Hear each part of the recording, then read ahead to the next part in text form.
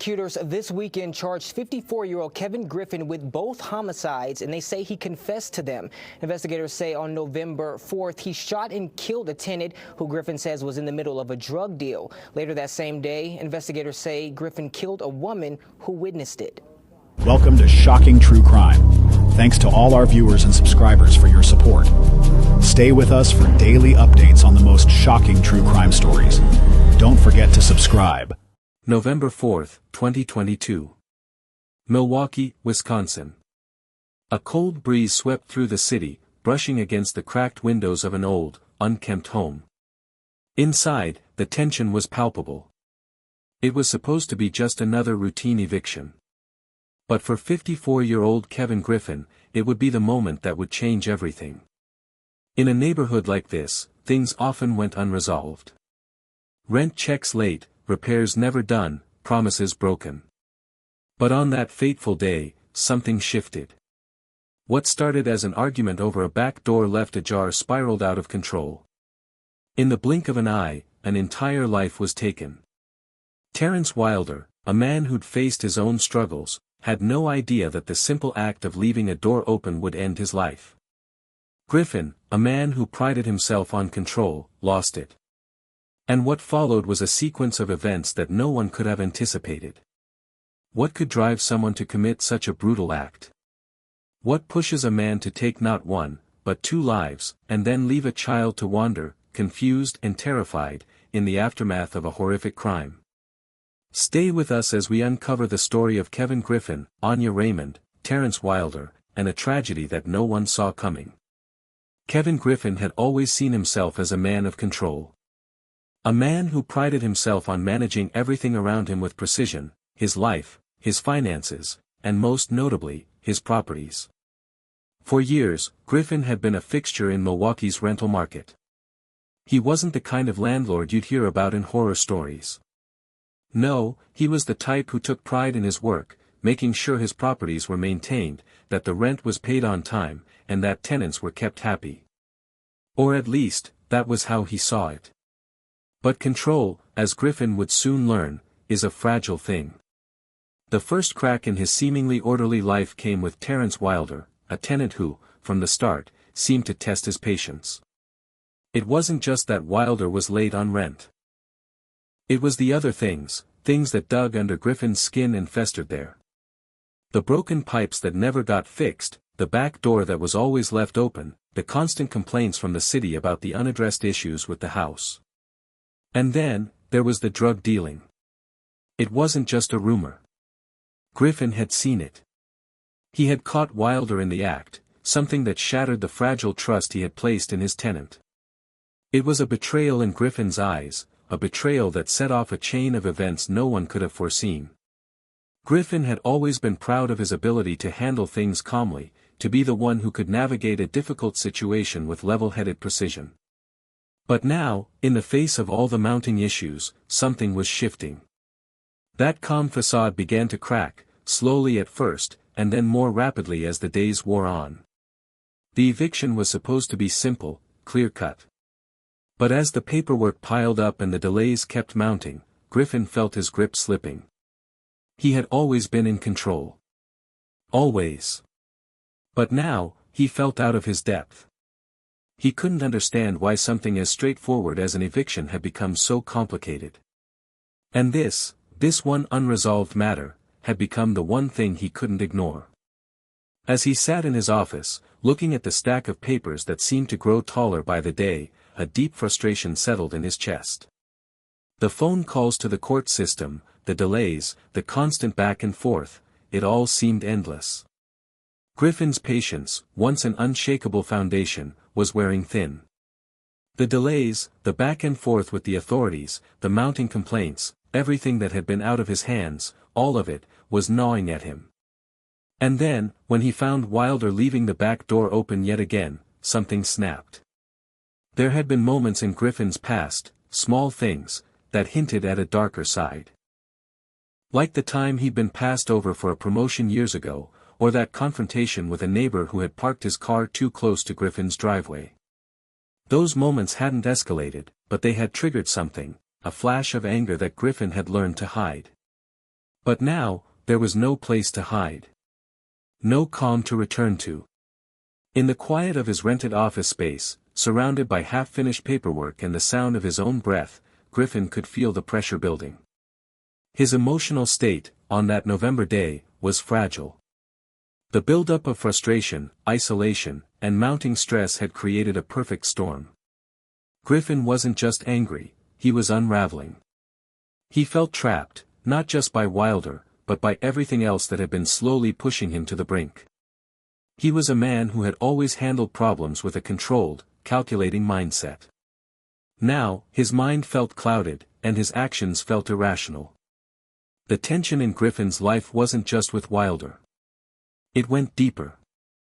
As a landlord, his interactions with tenants had always been transactional, but this time, it felt personal. It wasn't just about rent. It wasn't just about broken pipes or leaking faucets. It was about respect, or, more accurately, the lack of it.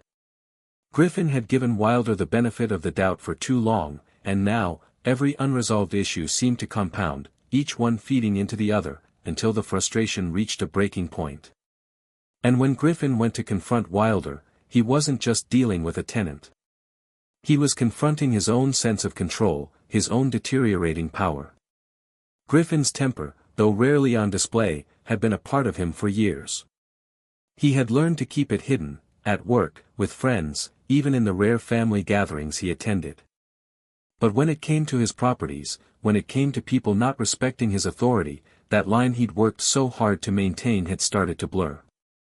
Every time Wilder ignored the rules, every time the eviction process got delayed, Griffin's sense of control was chipped away.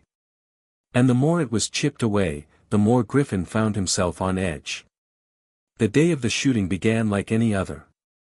Griffin had gone to confront Wilder about the open back door. It was supposed to be simple. But when he saw Wilder, surrounded by what looked like drugs, it felt like the final straw. In that moment, Griffin's anger was no longer just a reaction, it became a force of its own. His frustration over the delayed eviction, his anger at being ignored, his fear of losing control over his own life, all of it merged in that single instant. Griffin didn't just lose his temper. He lost himself. His confession, later, would be simple. "I lost it." That was all he said. And perhaps that was all he could say. What led Griffin to commit such an act of violence wasn't just a series of events, it was the breaking of something deep inside him. The landlord, who had once prided himself on his control, now stood on the other side of something that could never be undone. The rage that had built up inside him was no longer something he could suppress. And when he pulled that trigger, it wasn't just Wilder who was taken, it was a part of Griffin's soul, too. As Griffin later admitted, I should have thought rationally, but I just went off in anger, man, and just lost it. There was no explaining it. There was no justification. There was just a man, standing in front of a victim, with a gun in his hand and a lifetime of frustrations behind him. Griffin didn't just kill Wilder, he killed a part of himself, a part of the man he once was. In the end, the eviction that was supposed to be a simple task became the catalyst for a tragedy that no one could have seen coming.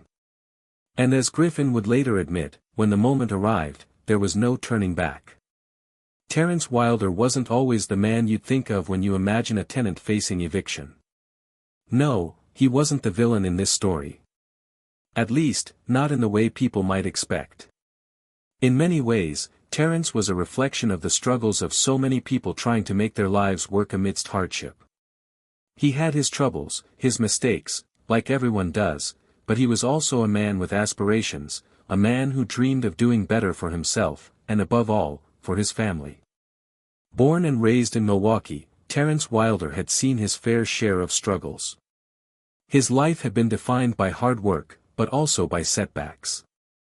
Over the years, he had managed to carve out a life for himself, though not without difficulty. He had been in and out of different jobs, trying to provide for his young daughter, who meant the world to him. He had a troubled past, like many others, but he wasn't someone defined by it. He wasn't a product of his mistakes. In fact, his family and close friends would tell you that Wilder was just doing what he could to make things work, despite the weight of the world constantly bearing down on him. Unlike Kevin Griffin, who held tight to his control and authority, Wilder's life was a series of trying to catch up, trying to fix broken promises, to right wrongs, and to prove he was more than his past. He wasn't perfect, far from it. But he wasn't a lost cause either. His aspirations were simple, maybe even modest. He wanted a stable home for his daughter, a job that paid enough for them to live comfortably, and a life free from constant financial pressure. But, like so many others in his position, those dreams often felt just out of reach. For Griffin, life had always been about maintaining control of his property, his dealings, and his emotions. For Wilder, life was a constant balancing act, one that seemed to shift from one misstep to the next. The world, for him, felt like a series of doors that were always closed, forcing him to find other ways in. His relationship with Griffin, his landlord, was just another door that refused to open, no matter how hard he knocked. It had been months, maybe longer, of problems with the apartment. The rent, which was always a struggle, was often paid late, and the property itself had issues. Broken faucets, a clogged drain, and, most importantly, a back door that never seemed to close properly. These issues weren't just inconveniences, they were signs of neglect. The apartment, a place where Terrence had tried to create some semblance of stability, was deteriorating around him. It wasn't just the physical decay of the property that weighed on him, it was the constant worry that came with it. The feeling of never being able to catch up, of always being one step behind. But for all the issues with his living situation, there was something else that bothered him about Griffin. It wasn't just the late rent or the repairs that were never done. It was the way Griffin carried himself, a man who seemed to believe that because he owned the house, he held dominion over everything else. Terrence could feel the tension whenever he spoke to Griffin. It was in the way Griffin's tone would shift when he came to check on things, the way he would remind Terrence of his responsibilities. It was a kind of unspoken power struggle, one that Griffin didn't see, but Terrence felt deeply. The weight of that tension had been growing heavier by the day. The night that would change everything started like any other. Terrence had been home, trying to get things together. His daughter was staying with a relative, and for the first time in a long while, he had a few hours to himself. He wasn't thinking about the landlord or the broken pipes. He wasn't thinking about the eviction notice that was looming over his head. No, he was trying to find a way to make everything feel a little more normal, just for a moment. But when Griffin showed up, the tension was immediate. The back door, the same door that had been broken for weeks, was left ajar again. It wasn't that Wilder didn't know better, it's just that there was always something more pressing to deal with, something that seemed to matter more in the moment. Maybe it was just the way things were with Griffin, always tense, always ready to escalate over the smallest things. But that night, Wilder didn't think much of it. He'd left the door open and, as far as he knew, that was the least of his problems. Griffin, on the other hand, wasn't so lenient. The issue with the back door was just the final straw. It wasn't about the door. It was about everything else, the rent that was overdue, the repairs that had never been made, the unspoken resentment that had been building between them for months. When Griffin arrived at the house, the argument began almost immediately. But it wasn't just a disagreement about a door, it was about the culmination of all the frustrations, the growing tension between landlord and tenant that had been simmering beneath the surface for far too long. The confrontation, as Griffin later admitted, didn't start with the drug deal, it started with the door. But when Griffin stepped into that room and saw Wilder in what appeared to be the middle of a drug deal, something inside him snapped. It was as though the weight of all those unresolved issues had reached a breaking point. Terrence's life, at that moment, seemed to be defined not by his aspirations or his struggles, but by the image Griffin had of him in that moment, someone to be controlled, someone to be put in their place.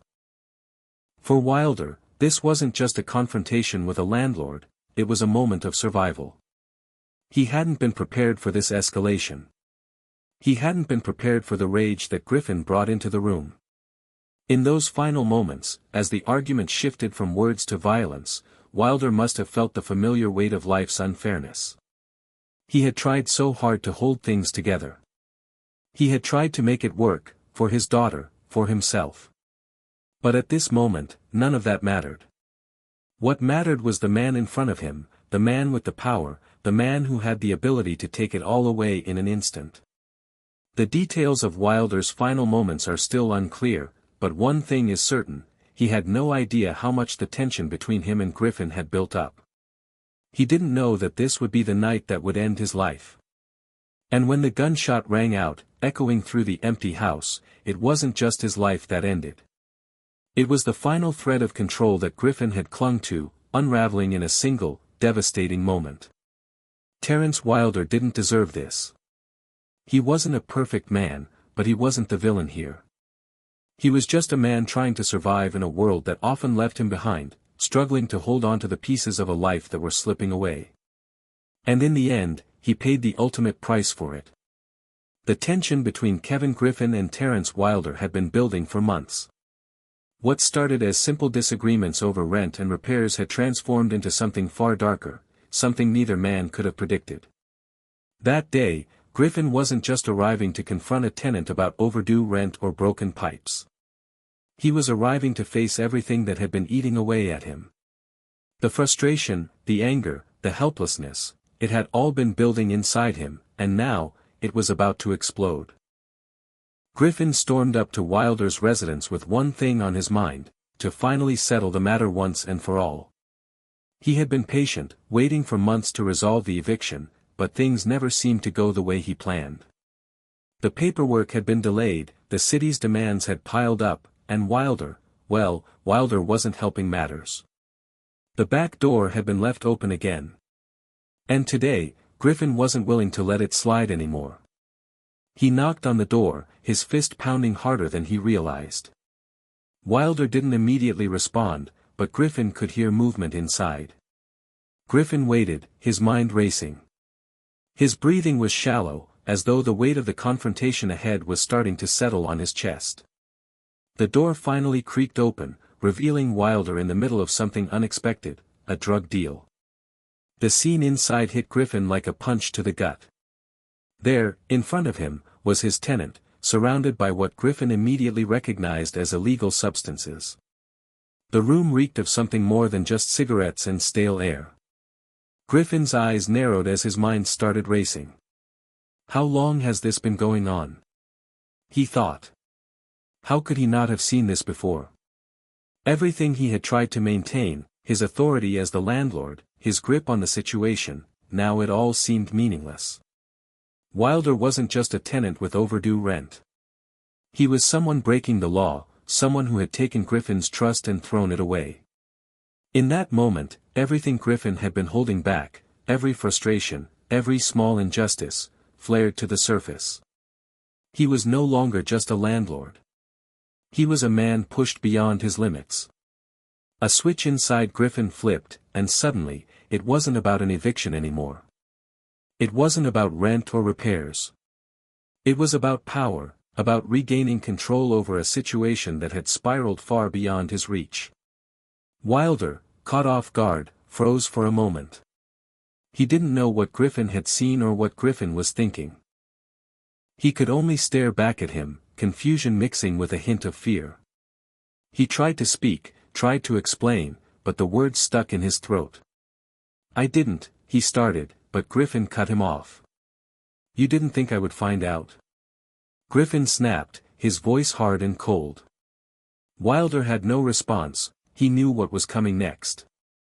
Griffin stepped forward, anger pulsing through his veins. "I trusted you," Griffin muttered, his voice trembling with emotion. "I gave you a place to stay. And this is how you repay me." It wasn't the words themselves that stung, it was the betrayal, the loss of trust. For Griffin, it wasn't just about the drugs. It was about the feeling of being deceived, of losing control over something he had worked so hard to build. The argument turned physical quickly. Griffin's emotions, already fragile, spilled over, and before he knew it, he was pushing Wilder back into the house, anger clouding his judgment. Wilder, desperate to de-escalate, raised his hands defensively. But Griffin was no longer listening. The words had become irrelevant. The actions, the confrontation, it was all happening too fast. Wilder stumbled back, crashing into a table, knocking a glass to the floor. Glass shattered. But the noise felt insignificant, drowned out by the rising tension in the room. Inside, Griffin's mind was a whirlwind of thoughts, none of which seemed to make sense. What do I do now? He thought. How do I fix this? There was no reasoning, no logical thought, just emotion and anger that had taken over. He had tried to hold it together for so long, but the dam had broken, and everything that had been building inside him came pouring out. I can't back down now. I can't let him think he's in control. Griffin's breathing became more labored as his temper flared, clouding his ability to think clearly. Wilder, now on the defensive, tried to calm Griffin down, but it was too late. The confrontation had reached a boiling point. Griffin wasn't listening. Welcome to Shocking True Crime. Thanks to all our viewers and subscribers for your support. Stay with us for daily updates on the most shocking true crime stories. Don't forget to subscribe. He was too far gone, consumed by rage. His hands shook as he reached for something. Wilder, panicking, realized what was happening too late. The flash of steel in Griffin's hand, the gun, was the last thing he saw before the world went dark. In the chaos, the gunshot echoed through the room. Wilder collapsed to the floor, the blood seeping out of him, pooling around his body. Griffin stood over him, his chest heaving, the weight of what he had just done crashing down on him. There was no turning back now. A life had been taken. Griffin stood frozen, the weight of his actions slowly sinking in. The adrenaline was starting to wear off, and in its place, something else was creeping in, something far more terrifying. Guilt. Fear. Realization. This wasn't supposed to happen. This wasn't how it was supposed to go. And then, as the minutes stretched on, Griffin did something that would come to haunt him forever. He admitted it. Not just to the police, but to himself. I lost it, Griffin would later say in his confession, his voice distant, almost as if he couldn't believe what he had just done. I should have thought rationally, but I just went off in anger, man, and just lost it. The simplicity of his admission was chilling. It wasn't the confession of a man who understood the full scope of what had happened. It was the confession of a man who had allowed his emotions to dictate his actions, who had let his frustrations take him to a place from which there was no return. It wasn't just an eviction anymore. It wasn't just about a broken back door or overdue rent.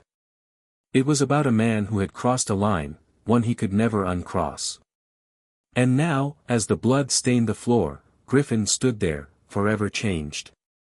His control, once so carefully cultivated, was gone. What remained was a broken man, and the wreckage of a life destroyed in an instant.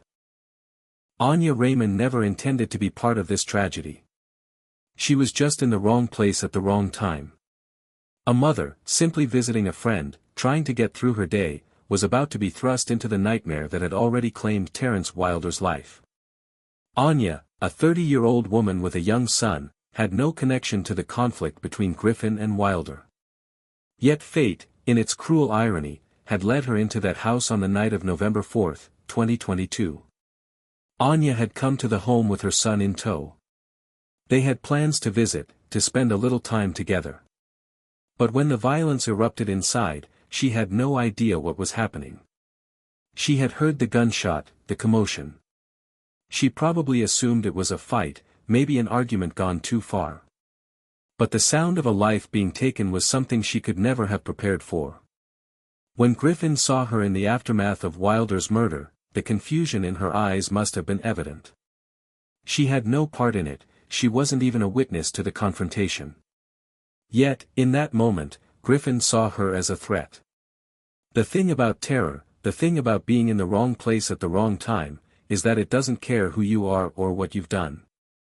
Griffin saw a woman who might tell someone what she had seen, someone who might be able to connect him to the murder he had just committed. And in his mind, she couldn't be allowed to leave.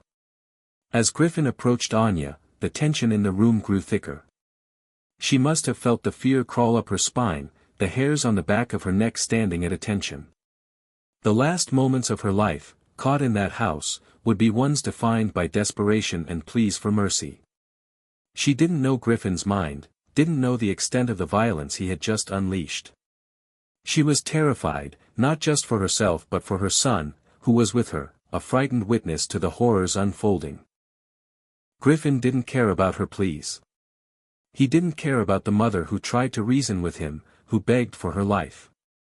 His cold indifference only deepened as he forced her and her child into his car.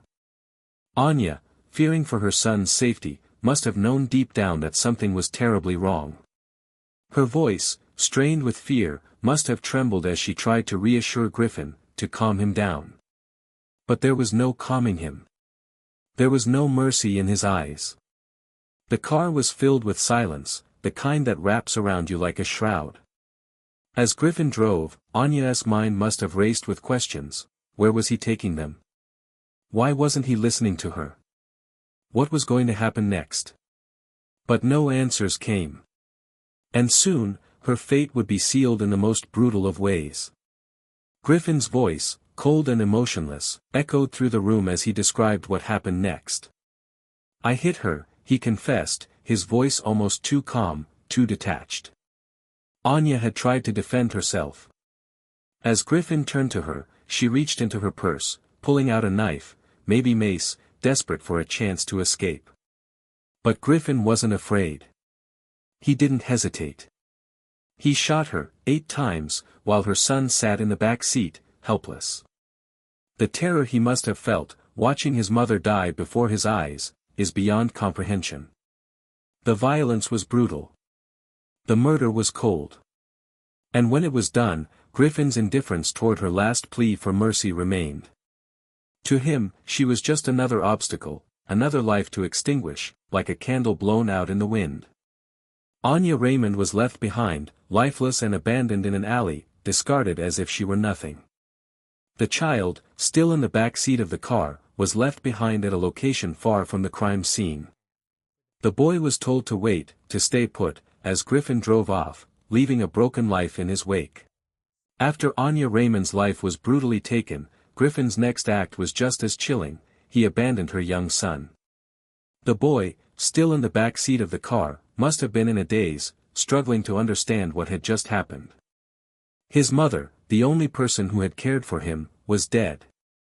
He must have been frightened, confused, and unable to comprehend the horror that had unfolded right before his eyes. Griffin, without a shred of empathy, drove the child to an isolated location and left him behind, alone, bloodied, and shoeless. The boy, no more than 7 or 8 years old, had witnessed something that no child should ever see. And in that moment, he was abandoned, told to wait for a mother who would never return. It was a haunting image, the child standing in the cold, his clothes stained with his mother's blood, the echoes of gunshots still ringing in his mind. The boy wandered, aimlessly, confused, not knowing where to go, who to turn to, or what to do. Alone and traumatized, he had been left to fend for himself. It's unimaginable, how does a child even begin to process what they've just experienced? The reality of what happened to him was still far beyond his understanding, and yet he carried it with him. Raymond's mother, Renee, was equally devastated. The worst news any parent could get, she said, choking back tears. My daughter was found shot dead, left in an alley. And now my grandson is left without a mother. What do we do now? The anguish in her voice was raw and deep, a mother's grief that could never be healed. This wasn't just a crime against 2 lives. This was an entire community shattered by senseless violence. The families, forever scarred by the events of that night, were left picking up the pieces. But perhaps the most heart-wrenching part of all was the boy who had witnessed it all. A child, forced to carry the weight of an unspeakable trauma for the rest of his life. The morning after the killings, the streets of Milwaukee were still and somber, but behind the closed doors of the police department, a different kind of urgency was unfolding. Investigators had little to go on, just a few scattered pieces of evidence and a growing sense of dread. Anya Raymond's body had been discovered in a nearby alley, her life violently taken, her son abandoned, and the shockwaves of her death reverberating through the city. The investigation into Terence Wilder's death came a few days later when police, executing a search warrant on Wilder's residence, found his lifeless body lying on his bed. The scene was grisly, but what was most disturbing was the realization that these two murders were connected. The link between Raymond's death and Wilder's was too clear to ignore. It wasn't just random violence, it was targeted, deliberate, and without mercy. The detectives, though initially perplexed, began to connect the dots. They found Griffin's name on both the lease agreement for the rental property and as a tenant contact for Wilder. It wasn't long before they started asking questions. Who was Griffin? What could have driven him to commit such violence? And why did he take Anya Raymond's life when she had nothing to do with the conflict? The investigators pieced together a timeline, starting with the confrontation over the back door and culminating in the deaths of two people. The breakthrough came when Griffin was brought in for questioning. For hours, investigators probed, trying to make sense of the chaos he had caused. And then, in a chilling moment, Griffin confessed.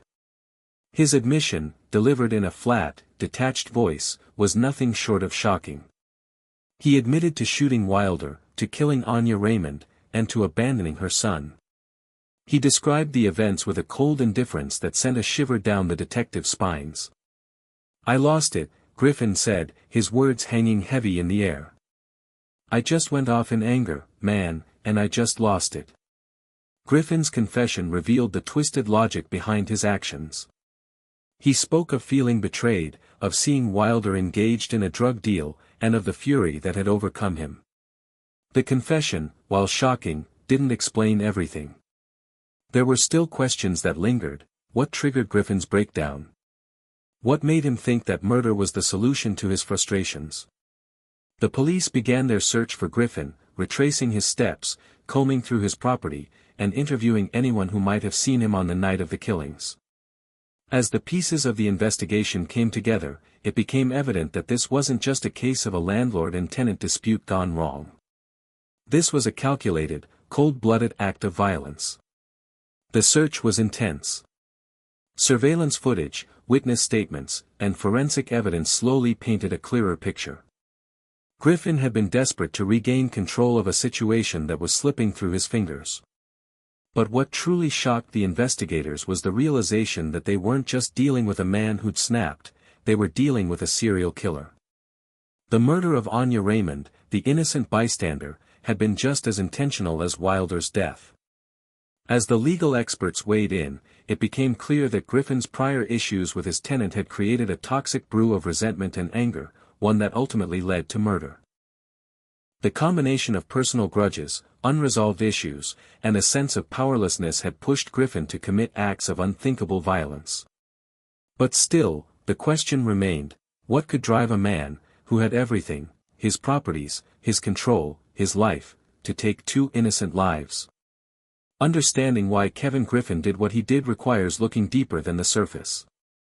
His actions were brutal, unforgiving, and devastating, but they didn't happen in a vacuum. Behind every violent outburst was a man whose sense of control was slipping, piece by piece, until there was nothing left to hold on to. Griffin had always lived with the belief that he could manage his world, that he could force things into place if they ever started to drift. But the eviction process, the unanswered paperwork, and the feeling that the system wasn't moving fast enough began to chip away at him.